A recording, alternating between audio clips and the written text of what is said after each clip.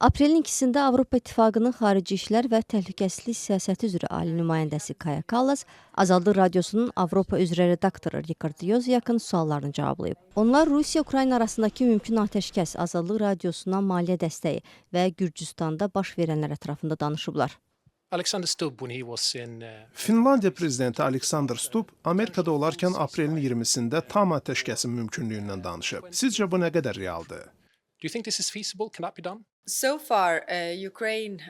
Ukrayna 3 həftə əvvəl atəşkəsə razı olub, amma Rusiya tərəfindən müsbət siqnallar görməmişik. Onlar sadəcə oyun oynayırlar. Məncə onlar üçün konkret tarix qoymaq yaxşı olardı ki, o vaxtacan mövqelərini açıqlasınlar və göstərsinlər ki, sülh istəyirlər ya yox. Ukraynalıların istədiyi isə aydındır. Jurnalist Avropa İttifaqının Kremlin nümayəndəsi Kirill Dmitriyevlə danışıqlar aparıb-aparmayacağını soruşduqda, Kaja Kallas bildirib ki, Ukrayna Rusiya ilə danışıqları özü aparmalıdır. Ukraynasız danışıqlar mümkün deyil. İttifaqın birbaşa Moskva ilə danışıqlara hazır olub-olmaması ilə bağlı sualını Kaja Kallas belə cavablayıb. Əgər məsələ Avropanın təhlükəsizliyi ilə bağlıdırsa, o zaman unutmayaq ki, Rusiya bizim təhlükəsizlik düzənimizdə söz sahibi ola bilməz. Çünki Avropa Rusiyaya hücum etmir. Əksinə, Rusiya onun qonşularına hücum etməkdədir.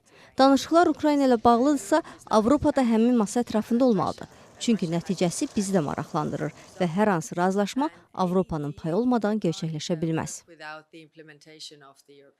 Jurnalist Richard Yozyak Kaja Kallasdan Gürcüstanda baş verən son hadisələr barədə də soruşub. Onun Gürcüstana təsir alətləriniz hələ də mövcuddumu sualına cavab belə olub.